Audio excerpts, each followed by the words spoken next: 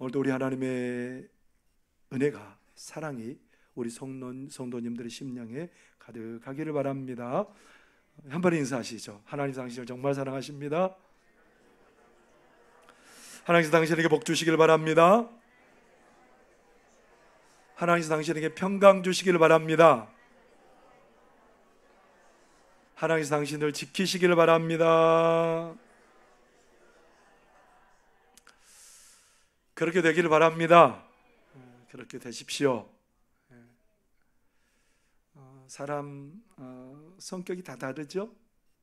여기 있는 사람들이 다 성격이 달라요. 그래서 요즘 젊은이들이 너 MBTI는 뭔데? 그렇게 물어보는 경우가 많죠. MBTI가 뭐냐면 성격 유형에 대한 거기 단어가 뭐냐면 여러 가지 16개 성격 유형을 나눠놨어요. 그래서 그 MBTI에 제일 먼저 나오는 단어는 I냐 E냐 그걸 물어봐요. I는 뭐냐면 내성적이에요. 뭐라고 그 정의를 해놨냐면 깊이 있는 대인 관계를 유지하며 조용하고 신중하며 이해한 다음에 경험한다. I 성향을 가진 사람이고요. 영어로 이 성향을 가진 사람은 어떻게 정의하고 있냐면 폭넓은 대인관계를 유지하며 사교적이며 정열적이고 활동적이다. 그러니까 내성적인 사람하고 외향적인 사람하고는 다르다는 겁니다. 근데요, 내성적인 사람이라도 다 똑같은 게 아니에요. 전부 다 달라요. 외향적인 사람도 다 똑같이 외향적인 게 아니고 내성적인 거에 가까운 외향적인 사람이 있고 전혀 다 다르다는 거예요. 그러니까 16가지 성격 유형을 그렇게 나눠놨는데 구체적으로 따지면 다 달라요. 우리 성학교에 있는 사람 똑같은 사람이 한 사람도 없어요. 조금은 비슷비슷할지는 모르지만 전부 다 똑같지는 않다는 거예요. 그래서 누군가가 성경의 인물을 보면서 봐라, 외향적인 사람이 잘 되지? 하나님의 칭찬받지? 니도 외향적이 돼야 돼. 그러면 이건 뭐예요? 큰 실수를 범하는 일일 수 있다는 겁니다. 나도 이것처럼 해가 아니어야 된다는 거예요. 어산초등학교 운동장에 가면 여러분, 저 요즘 어산초등학교 운동장에 자주 가거든요. 교문에서 오른쪽에 보면 뭐가 있냐면 사자가, 그 참 멋지고 용맹스러운 사자 2마리가 양쪽에 서 있고 횃불을 든 소년 동상이 하나 서 있습니다. 그 소년 동상 아래는 체력은 하고 그 다음에는 없어요. 큰 동상이었다가 아마 그 작은 것 같아요. 그리고 이쪽으로 쭉 가다 보면 신사임당, 그리고 유관순, 안중근, 이순신, 세종대왕, 역사에 굉장히 우리가 흠모할 만한 그런 분들의 동상이 거기에 세워져 있습니다. 여러분, 사자 동상을 세워놓고 야, 너희들 사자처럼 열심히 잘 싸워라, 그런 의미에서 사자 동상 세워놨을까요? 왜 세워놨을까요, 여러분? 사자처럼 용맹하고 담대하고 실력 좀 있고 그런 존재가 되면 좋겠다, 그런 마음이 있는 거지요. 우리 신앙의 그 역사의 위대한 사람들의 모습을 보면서 너 이대로 똑같이 따라해야 돼? 시대가 다르고 성향이 다 다른데 어떻게 똑같이 할 수 있겠어요? 무슨 의미예요? 그들이 가졌던 삶의 원리가 뭔지 살펴보고 그 삶의 원리를 따라 살아야 된다, 이 말이에요. 세종대왕은 어떤 분이에요? 가장 큰 공은 한글을 창제한 거예요. 그분이 한글을 만들었기 때문에 그 당시에 많은 사람들이 글도 모르고 아무것도 몰라서 너무너무 힘들게 살았던 거예요. 그런데 이 쉬운 글을 만들어서 온 백성들이 다 이 모든 것들이 읽고 쓰고 그러면서 좀 행복한 생활을 했으면 좋겠다, 오직 백성들을 사랑하는 마음으로 이것들을 했다, 이 말입니다. 우리 아이들이 자라면서 세종대왕 같이 살라는 얘기가 아니고 그가 가진 삶의 원리가 뭔지 좀 살펴보고 너희들이 그 삶의 원리 좀 갖고 살았으면 좋겠다, 이 말을 한 거지요. 그래서 아이들도 다 좋아하는 분야도 다르고 성격도 다른데 그 아이들의 삶의 원리는 이거야 해야 된다는 거예요. 다른 사람들 위해서 어떻게 살아갈까? 어떻게 다른 사람을 복되게 할까? 과학을 잘하는 아이는 발명을 통해서 사람들을 복되는 거고요. 글을 잘 쓰는 아이는 그 사람들에게 위로하는 글을 통해서 사람들을 행복하게 해줄 수 있고요. 농사짓기를 좋아하는 아이는 좋은 먹거리를 통해서 사람들에게 유익을 끼칠 수 있습니다. 방법은 다르고 행동은 달라져도 원리는 같다 이 말입니다. 여러분, 사도 바울을 여러분 많이 존경하죠. 저 사도 바울을 존경해서 사도 바울과 같이 똑같이 살려면 저 오늘 여기 없어야 됩니다. 어디 가 있어야 돼요? 한 달은 송학교에 강단 지키고 나머지 11달은 어디 가야 돼요? 해외 가서 산들을 누비면서 막 열심히 복음 전해야 되죠. 오늘 여기 아무도 계시면 안 돼요. 어디 가야 돼요? 가서 열심히 복음 전하려고, 아니면 오지에 가 있어야 되고 다른 곳에 가 있어야 돼요. 그런데 여러분, 하나님께서 사도 바울이 그런 행동을 했기 때문에 너희도 그런 행동을 하라는 얘기가 아니고요. 사도 바울이 그런 일을 한 원리가 뭔지, 왜 그런 행동을 그렇게 하고 살았는지 그것들을 우리에게 살펴보라고 얘기를 하는 겁니다. 그 원리에 따라 행동이 나오기 때문에 그렇지요. 여러분, 제가 최근에 여러분을 힘들게 했습니다. 뭐 했어요? 1:1 제자 양육 훈련에 지원하십시오. 17주 동안 하는데, 여러분 17주 동안 한다는 게 쉽지 않은 일이에요. 목사님, 우리를 왜 그렇게 괴롭히시는지. 요즘도 들어보니까 기독교 강요 읽다 보니까 사람 참 펄쩍 뛸만한 일들이 있대요. 힘들대요. 왜 제가 기독교 강요 읽으라 그럴까? 그 힘든 책을. 제가 기관별 헌신 예배 때는 주제를 갖고 제가 말씀을 전합니다. 저도 힘들어요, 준비해서 전하려면. 근데 왜 그걸 해요?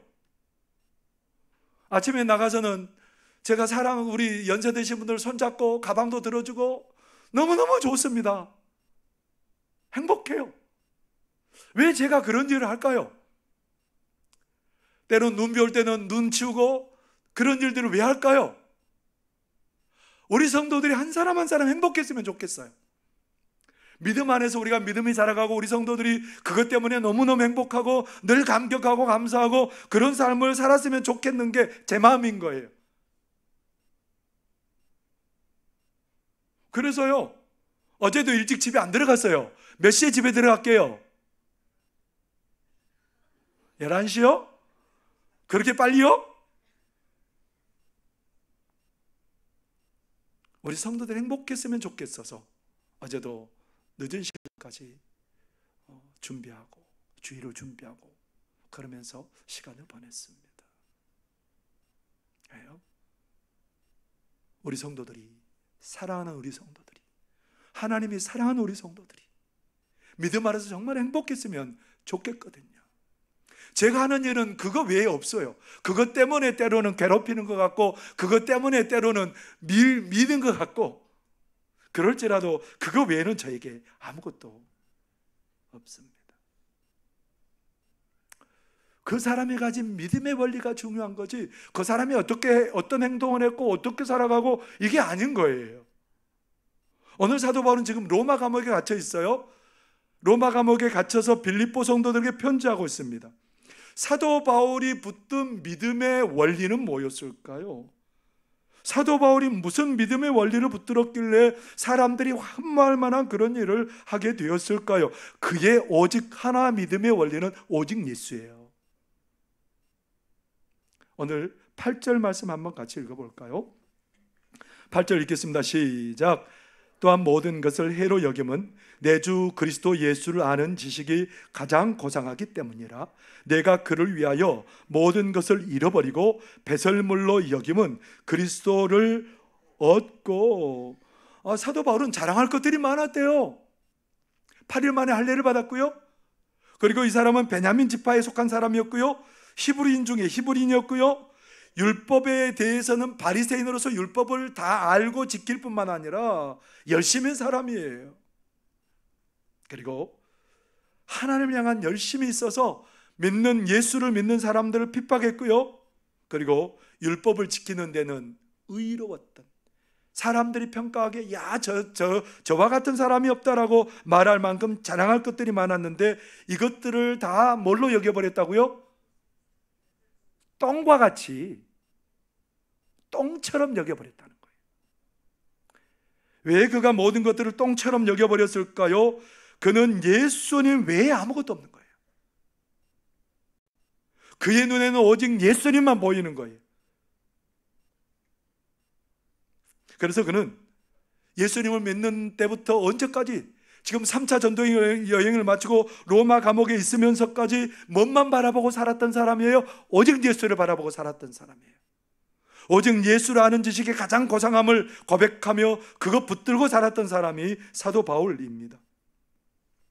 사도 바울이 2차 전도 여행을 하면서 마게도니아 지역에 빌립보 성에 들어가고 데살로니가 들어가고 그랬는데 그 성에서 많은 핍박을 받아서 쫓겨났어요.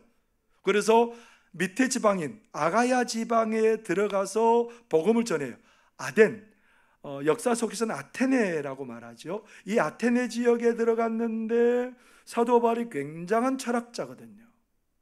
굉장한 실력을 갖고 있어요. 그래서 자기가 가진 지식을 총동원했어요.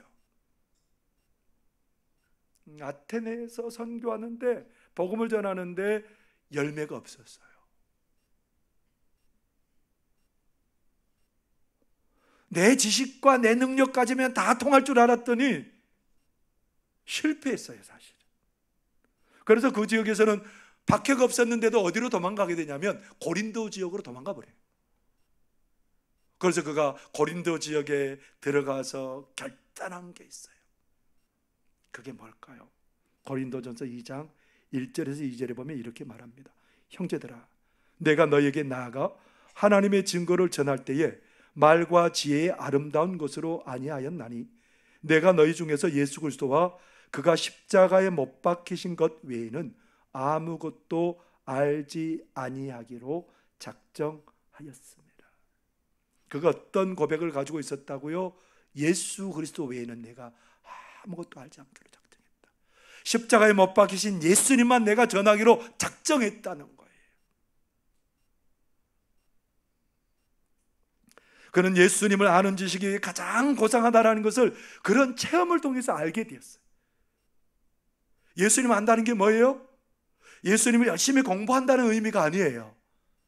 예수님을 안다는 것은, 예수님을 아는 지식이라는 것은 예수님을 삶에서 경험하고 그분이 어떤 분이라는 것을 아는 거예요. 우리 한국 사람이 과일을 좋아한대지요? 여러분들도 과일 좋아하죠? 과일 좋아하죠? 이상해요. 근데 여러분, 사과 열매가 열릴 때 보셨어요? 처음에는 어때요? 사과 열매가?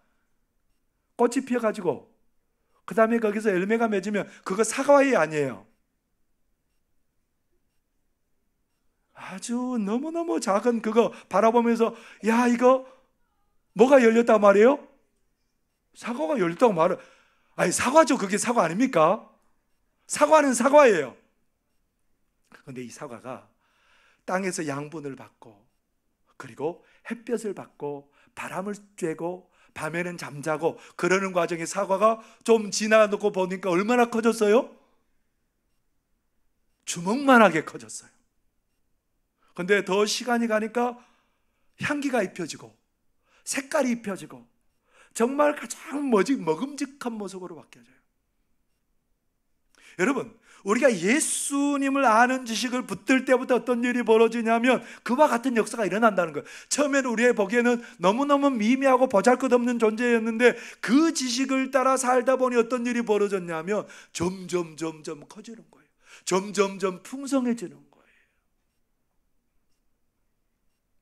그러니까 예수님을 붙드는 그 믿음의 원리, 이것이 사람을 그렇게 점점 돋보이게 하고 아름답게 만들어가는 거예요. 어떤 믿음의 원리를 붙들었느냐에 따라서 그 사람이 점점 달라질 수 있다는 겁니다.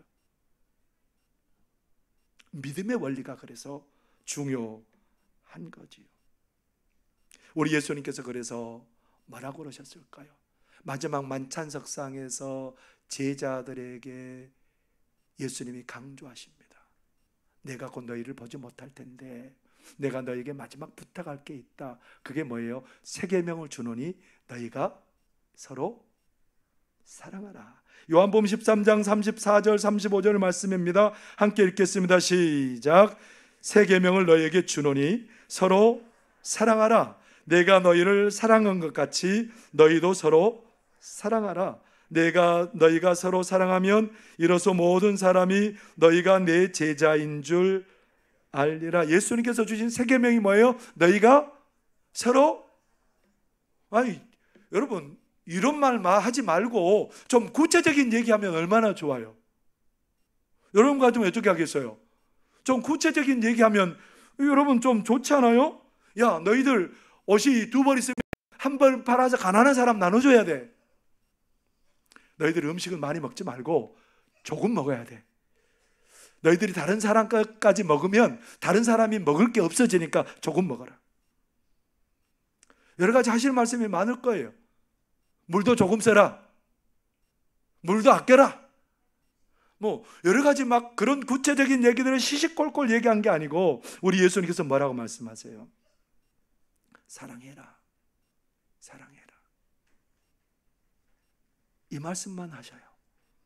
믿음의 원리가 뭔지 너희들이 붙들어야 될 믿음의 원리를 내가 얘기해 주는데 너희가 사랑해라. 내가 너희를 사랑한 것처럼 사랑해라.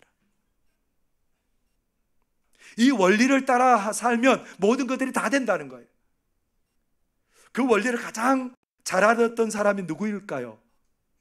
사도 요한이 오늘 이 요한복음을 씁니다. 그런데 사도 요한은 이 믿음의 원리를 따라 살지요. 이 믿음의 원리를 따라 산 사도 요한에게 사람들이 어떤 명칭을 붙여줬을까요? 권능의 사도, 능력의 사도, 그런 명칭을 붙여주면 좋겠지만 사도 요한에게 붙여줬던 명칭은 뭐냐면 사랑의 사도예요. 뭐라고 붙여줬다고요? 사랑의 사도. 사도 요한은 예수님께서 받은 그 믿음의 원리, 새 계명을 주노니 너희가 서로 사랑하라, 이 새 계명을 붙들고 살았던 거지요. 그래서 사도 요한이 기록한 요한일서 4장 7절에서 9절에 사도 요한이 이렇게 기록하고 있습니다. 사랑하는 자들아, 우리가 서로 사랑하자. 사랑은 하나님께 속한 것이니 사랑하는 자마다 하나님으로부터 나서 하나님을 알고 사랑하지 아니하는 자는 하나님을 알지 못하나니 이는 하나님은 사랑이심이라. 하나님의 사랑이 우리에게 이렇게 나타난 바 되었으니 하나님이 자기의 독생자를 세상에 보내심은 그로 말미암아 우리를 살리려 하심이라. 사도 요한은 어떤 원리를 가지고 살았다고요? 예수님이 주시는 그 사랑의 원리를 가지고 살았답니다. 그 사랑의 원리를 가지고 살아가니까 그의 삶이 사랑으로 나타나게 된 거예요. 말하는 것도 생각하는 것도 행하는 것도 다 사랑이었던 거예요. 오늘 여기에서 예배하는 우리 성도님들, 사순절을 지나간 우리 성도님들은 뭘 붙들고 살아가요? 어떤 원리를 붙들고 살아가는 겁니까? 우리의 삶의 원리는, 사순절을 지나가고 믿음 생활하고 있는 우리의 삶의 원리는 뭔지 우리가 질문하셔야 됩니다. 어떤 원리를 붙들고 살아가세요? 어떤 믿음의 원리를 가지고 살아가십니까? 우리는 어떤 행동이 아니라 믿음의 원리를 붙들고 나가는 것이 너무너무 중요합니다. 하나님께서 이스라엘 백성들이 이제 가나안 땅에 들어가게 하기 전에 모압 평지에서 말씀하십니다. 너희들이 들어가서 복을 누리며 살아가는 방법입니다. 그래서 28장에 신명기 28장에 이렇게 복을 주고 이렇게 저주가 있고, 우리는 거기에 관심이 있어요. 그냥 복을 받고 저주 안 받는 그 일에 우리는 온통 정신이 쏠려 있습니다만, 그러나 하나님은 그 원리를 제시해 주세요. 저주받고 저주를 피하고 복을 받는 그 삶의 하나하나가 아니고 그 삶을 누리는 원리에 대해서 얘기를 해주고 있습니다. 신명기 28장 1절에서 2절 말씀입니다. 한번 같이 읽어볼까요? 시작. 내가 네 하나님 여호와의 말씀을 삼가 듣고 내가 오늘 내게 명령하는 그의 모든 명령을 지켜 행하면 내 하나님 여호와께서 너를 세계 모든 민족 위에 뛰어나게 하실 것이라. 내가 내 하나님 여호와의 말씀을 청종하면 이 모든 복이 내게 임하며 내게 이르리니. 어떻게 하면 그렇게 된다고요? 하나님의 말씀을 듣고 그 말씀대로 행하면, 이 말을 다른 말로 표현하면 어떻게 돼요? 네가 하나님을 사랑해서 하나님의 말씀을 붙들고 살아가면, 이 말이에요. 이 믿음의 원리를 붙들고 살아가면 너희들이 어떻게 되겠다는 거예요? 하나님께서 그렇게 약속하세요. 네가 자손 천대까지 복을 누릴 거라고 얘기하세요. 네가 복을 받을 거라고 말씀하세요. 집안에서도 밖에서도 경영하는 모든 일들이, 자녀손들이 복을 누리게 될 것이다. 뭐 때문에요? 어떤 믿음의 원리를 붙들고 살아가느냐에 따라서 그 사람의 삶이 달라질 수 있다는 겁니다. 여러분, 사순절에 어떤 믿음의 원리를 붙들고 사시겠습니까? 예수님께서는 이 사순절에 그것 점검하기를 원하세요. 내가 붙들고 사는 믿음의 원리가 뭔지 우리에게 점검하게 하시기를 원하십니다. 그게 뭘까요? 우리가 정말 사순절에 붙들어야 된 믿음의 원리가 뭘까요? 예수님께서 가이사라 빌립보 지방을 가시면서, 빌립보 가이사라 지방을 가시면서 제자들이 물으세요. 얘들아, 사람들이 나를 누구라고 그러더냐? 막 제자들이 신나게 얘기를 합니다. 예수님 보고 세례 요한이다 그럽디다. 어떤 사람은 엘리야라 그래요. 어떤 사람은 선지자 중에 하나라 그러는데요. 예수는 거기에 관심이 없어요. 사람들이 예수님 뭐라고 생각하는지 여기에 관심 없어요. 예수님은 제자들의 소리를 듣고 싶어요. 그러면 너희들은 나를 누구라고 하는데? 너는 나를 누구라고 하는데? 너는 나를 누구라고 하는데?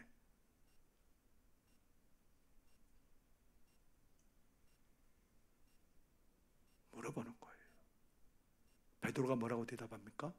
마태복음 16장 16절에 이렇게 말하죠. 우리 함께 읽어보겠습니다. 시작. 시몬 베드로가 대답하여 이르되 주는 그리스도시요 살아계신 하나님의 아들이시니이다. 예수님, 당신 하나님이 보내신 메시아입니다. 메시아가 뭐예요? 기름 부음 받은 자예요. 왕이고 제사장이고 선지자예요. 예수님, 당신은 왕으로 오셨군요. 죄와 사망의 권세를 깨뜨리시고 예수님은 우리의 왕이 되셔서 우리의 삶의 모든 것을 다스리는 분이군요. 우리를 구원하시고 우리 예수님은 우리를 다스려서 이 땅 가운데서 천국을 누리게 하시는 그 예수님이시군요. 그 믿음의 고백이에요. 예수님 왕으로 우리를 다스린다는 거예요. 제사장은 어떤 역할을 해요? 사람들을 하나님께로 인도하는 거예요. 하나님께 인도해서 하나님의 생명에 이르게 하시고 그 생명의 풍성을 누리게 하시고 하나님께 있는 모든 것들을 다 누리게 하시는 것이 제사장의 역할이지요. 제사장인 예수님께서 우리를 하나님께로, 하나님 아버지께 인도해서 그 아버지의 평안함과 위로와 기쁨과 능력과 그 모든 것을 다 누리게 하시는 분이군요. 선지자가 뭐예요? 하나님의 말씀을 잘 전해줘서 그 말씀대로 살게 해서 하나님의 기쁨 되고 열매 맺는 믿음의 삶을 살게 하고, 예수님 당신은 그런 분이군요. 우리에게 하나님의 뜻을 알려주셔서 그 뜻대로 살게 하시고 하나님의 기쁨 되게 하시고 열매 맺게 하시는 그런 분이군요. 예수님이 어떻게 하셨을까요? 아마 성경에는 안 기록됐는데 막 박수 쳤을 것 같아요. 감격하면서, 너무너무 감격하고 감탄하면서 막 박수를 쳤을 것 같아요. 너무너무 좋아서. 그러면서 예수님이 하신 말씀이 뭐예요? 야, 베드로야, 너에게 그것을 알게 하신 분은 하늘에 계신 네 아버지다. 그렇게 하면서 하시는 말씀이, 이 믿음의 원리를 가지고 사는 자는 반석 위에 세운 집 같아서 절대로 흔들리지 않을 것이다. 세상에 아무리 요동칠지라도 그 사람은 흔들리지 않을 것이다. 그 사람은 열쇠를 가진 사람 같아서 모든 풀리지 않는 문제들 속에서도 하나님의 형통케 하심을 경험한 사람이 될 것이다라는 거예요. 사순절에 우리는 여러 가지 뭔가를 하려고 애써요. 성경도 읽고 성경도 암송하고 찬송 부르고 날마다 감사의 조건을 찾아가고 이웃을 섬기고 기도하고, 우리는 이런 행동에 대해서 우리가 많이 얘기를 해요. 근데 우리가 사순절에 기억해야 되는 것은 뭘까요? 갈보리 십자가예요. 아침에도 점심을 먹다가도 저녁을 먹다가도 나를 위해서 갈보리 십자가 위에서 살이 찢기시고 피와 물을 다 쏟으신 그 예수님을 순간순간 바라보시는 그런 저와 여러분이 돼야 될 줄 믿습니다. 베드로 고백했던 것처럼 주는 그리스도시요 살아계신 하나님의 아들입니다. 이런 고백이 매일 매순간 우리 가운데 고백돼야 될 줄 믿습니다. 한 번 고백했다고 끝나는 게 아니에요. 과일이 점점 자라가면서 계속해서 풍성해지는 것처럼 우리가 매일 이런 믿음의 원리를 따라 살아갈 때에 향기 나는 삶이 될 줄 믿습니다. 만나는 삶이 될 줄 믿습니다. 믿음의 원리를 따라 그래서 살라고 말씀하는 겁니다. 캐나다 토론토에서 한 유대 여인이 교회에서 간증을 하게 되었답니다. 이 여인은 원래 튀르키예 지방에 사는 여인이었어요. 이 유대인들은 어떤 분들이에요? 아직도 오실 메시아를 기다리고 있어요. 예수님이 구원자 아니라고 생각해요. 어느 날 이 여인의 남편이 예수님을 만났대요. 예수님을 만나가지고 나는 이제 예수님의 제자로 살겠다고, 예수님 나의 주님이시라고 그렇게 고백하면서 예수님의 제자로 살겠다고 이 아내에게 선포를 했습니다. 근데 이 유대인 아내가 너무너무 기가 막혀요. 남편은 적어도 내 편이어야 되잖아요. 근데 이 남편이 원수가 됐어요. 예수님을 메시아라고 하면서 그렇게 살아가니까 맨날 이 유대인 아내가 막 남편을 괴롭혀요. 쥐잡듯이 괴롭히고 힘들게 하고. 그러니까 이 남편이 하는 말이, 여보, 당신이만을 나의 주님 예수님만 안다면 모든 것이 달라질 거예요.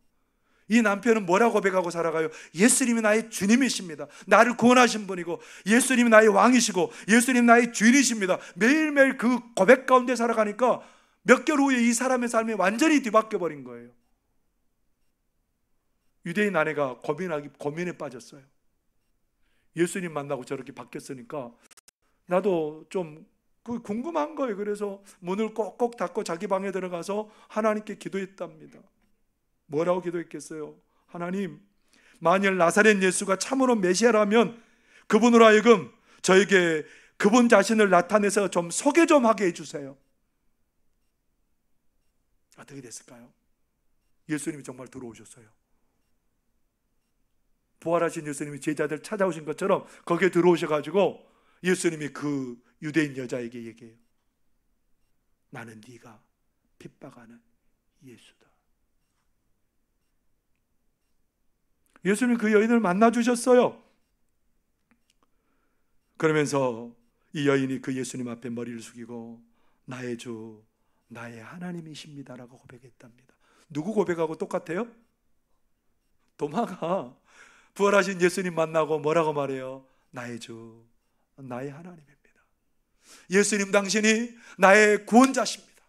예수님 당신이 나의 왕이십니다. 나의 주인이십니다. 나의 하나님입니다. 나를 통치하신 분이십니다. 이 믿음의 고백이 점점 고백될수록 이 여인의 삶은 어떻게 됐을까요? 이 믿음의 원리를 따라 살아가는 이 여인의 삶이 어떻게 됐을까요? 우리 주님을 간증하는 그 자리까지 서게 되었다는 말입니다. 여러분, 사순절이에요. 우리가 해야 될 게 다른 게 아니에요.